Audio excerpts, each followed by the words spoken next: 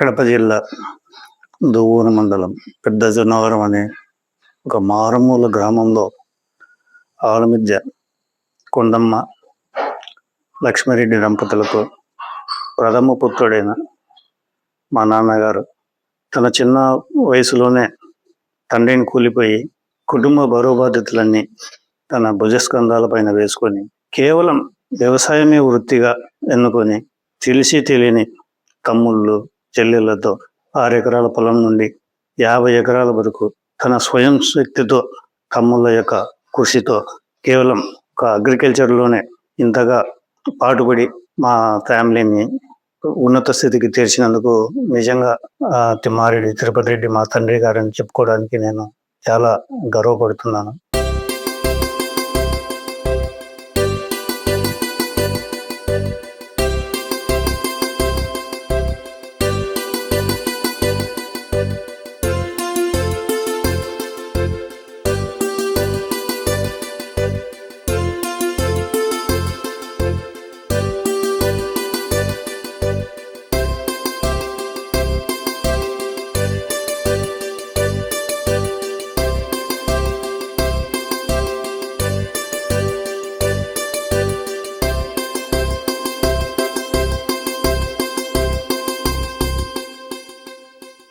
College డేస్లో అంటే మా ఫాదర్ ఎప్పుడు నన్ను మంచిగా బాగా చదువుకోవాలి, బాగా ఉన్నతమైన చదువులు చదివించాలా అన్నది మా తండ్రి యొక్క ఆశయం. కానీ నాకు బేసిక్గా చిన్నప్పటి నుంచి ఈ చదువుల పైన కన్నా ఏదైనా మంచి బిజినెస్ చేయాలి, మంచి వ్యాపారం చేయాలా అన్నది నా యొక్క లక్ష్యం. నేను ఈరోజు ఈ స్థితిలో ఉండడానికి ఫౌండరు మా ఫాదర్ అని చెప్పుకోవడానికి నేను నిజంగా గర్వపడుతున్నాను.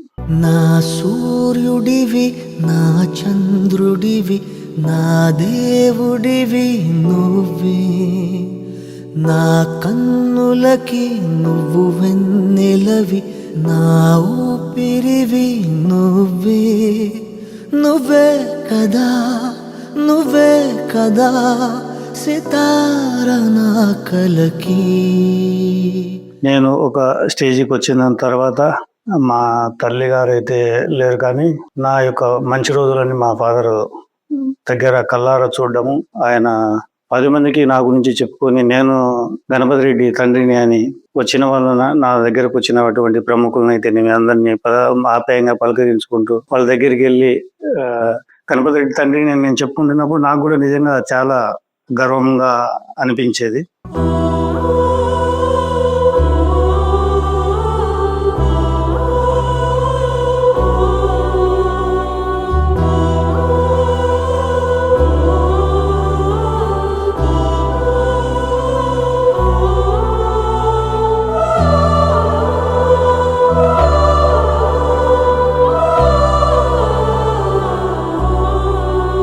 నాకన్నా కూడా మా మిసెస్తోనే ఇంకా అన్ని విషయాలు బాగా చర్చించేవాడు. అలా ఒక మంచి అనుబంధం ఉంది, ఎందుకంటే సొంతం స్వయాన మేనకోడలే కదా ఎంతైనా. మా మామగారు నాకు చిన్నప్పటి నుంచి తెలుసు. ఆయన చెల్లెల కూతురునే నేను. ఆయనతో నాకు చాలా అనుబంధం ఉంది. నాకు చెప్పని విషయాలు కూడా వాళ్ళిద్దరే డిస్కషన్ చేసుకుంటూ, నేనే ఎన్నో విషయాలు మా ఫాదర్ నాకు డైరెక్ట్ గా చెప్పలేకపోయినా కూడా మా మిస్సెస్ ద్వారా నేను ఆయన యొక్క అభిప్రాయాలు, అతని యొక్క అంటే అతనికి ఏ అయితే ఇష్టమో మా తండ్రి గారికి అవి నేను మా మిస్సెస్ ద్వారానే తెలుసుకునేవాడిని. నాకేంట్లో కొన్ని తెలియని విషయాలు కూడా బాగానే చెప్తుండేవాడు. కొన్ని ఊర్లో విషయాలు అదే మన ఫ్యామిలీ ఎట్ల నుంచి స్టార్ట్ అయ్యాము, ఎంతవరకు ఎదిగాము అవన్నీ కూడా చెప్పేవాడు. నాకన్నా కూడా మా మిస్సెస్ కి ఎక్కువ బాండింగ్ ఉంది. సరిపోదట మాట, నాన్నకై ప్రాణం ఇవ్వన, ఇదిగో ఇది నా మాట, నిజాన్నిలా అనేదిలా ఇవాళ నీ ఎదుట. మా ఫాదర్ మా పిల్లలను చూసినప్పుడు చాలా గర్వంగా 10 మందికి పరిచయం చేసుకునేవాడు.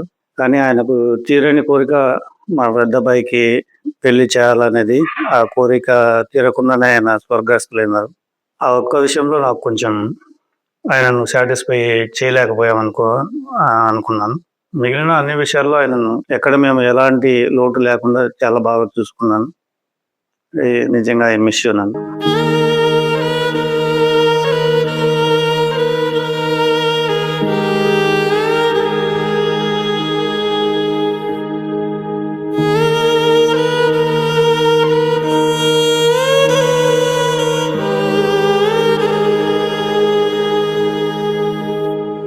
మీతో గడిచిన ఆ క్షణాలు, ఆ మధుర జ్ఞాపకాలు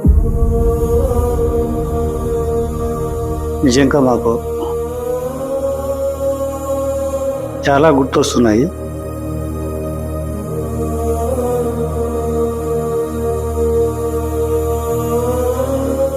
టైం తిరిగి మళ్ళీ వెనక్కి వెళ్తే చాలా బాగుందా అనే ఒక దురాశ తప్ప, ఎందుకంటే మీతో గడిపిన ఆ క్షణాలు ఇంకా గడపాలని. ఊర్లో ఏదైనా ఒక కార్యక్రమం జరిగినప్పుడు మల్లెపూల వాసనతోన రాముడు వస్తున్నాడు అనే పాట విన్నప్పుడు ఖచ్చితంగా మీరు మా మధ్యలోనే వెలిసి ఉంటారు.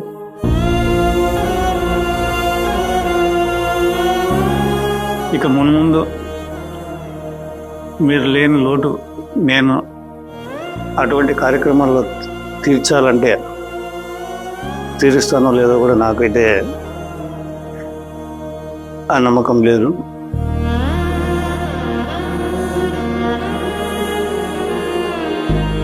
నిజంగా మీ ఎనర్జీ, మీరు ఏదైనా ఒక కార్యక్రమంలో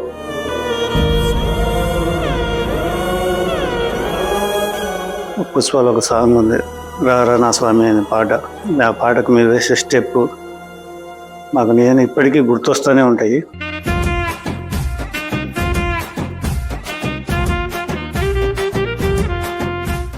రియల్లీ మిస్ యూ నన్ను.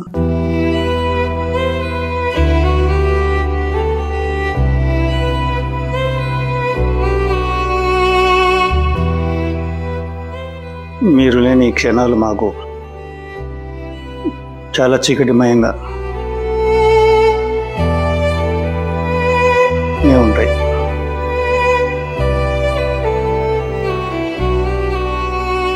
ఆయన ఆత్మకు శాంతి చేకూరాలని కోరుకుంటున్నాము. రియల్లీ ఐ మిస్ యూ నన్ను. నా